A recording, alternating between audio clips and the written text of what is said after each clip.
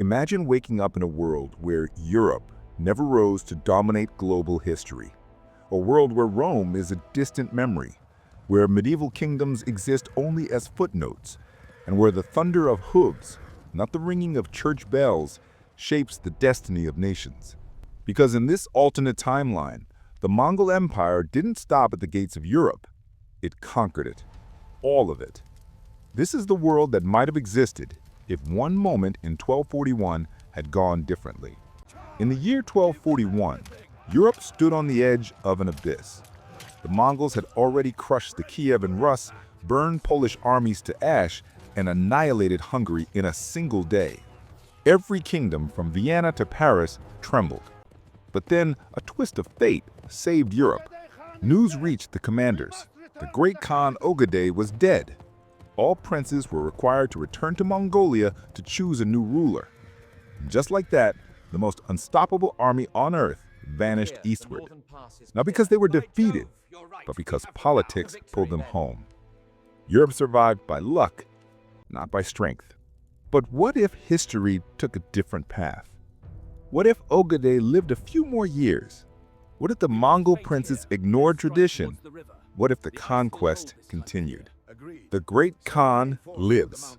His generals, Batu, Subantai, and the finest strategists the world has ever seen do not retreat. Instead, they turn west with fresh horses, 10,000 new reinforcements, and a plan refined from years of victory. Europe is about to be rewritten. First, the Mongols strike Austria and the Holy Roman Empire. Heavy knights charge in shining armor, but Mongol arrows loosed from horseback at incredible speed tear through them. Mobility beats armor. Strategy beats bravery. Second, the Mongols execute their signature move, feigned retreats. European armies, thinking they've won, chase the fleeing Mongols right into ambushes that wipe out entire kingdoms. Third, the Mongols do what they always did. They bypass fortresses, isolate cities, burn farmland, and starve nations before they can unite. In this timeline, Vienna falls by 1242. Germany collapses the next year. France becomes the new target. By 1245, Europe is no longer a patchwork of kings and dukes. It is a battlefield, dominated by the greatest war machine in human history. Medieval Europe was divided.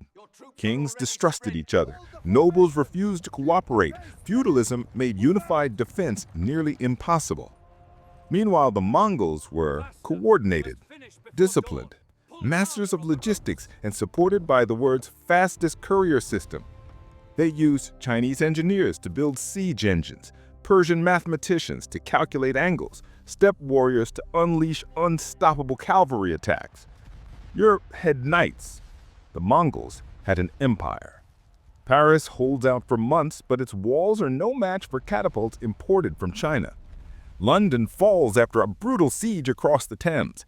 The papacy flees south only to be surrounded by Mongol scouts who have already crossed the Alps. By 1250, Europe is gone. From the Black Sea to the Atlantic, all of it belongs to the great Khan. The Mongol Empire becomes larger than all modern European nations combined. This new Europe does not resemble the one we know. 1. Religious transformation. Christianity survives but loses political power. The Mongols, typically tolerant, allow worship but crush rebellions quickly. Rome becomes a regional administrative capital, not a spiritual authority. 2. Technology accelerates. The Mongols integrate Chinese gunpowder, Islamic astronomy, Persian science, European metalworking. The result is a technological fusion happening centuries earlier than in our timeline. Guns, printing, and advanced navigation appear in Europe by the 1300s, 200 years early. 3. The Silk Road reaches Paris. Trade explodes. Caravans travel from Beijing to London under a single empire. Silk, spices, mathematics, papermaking, and engineering flow freely.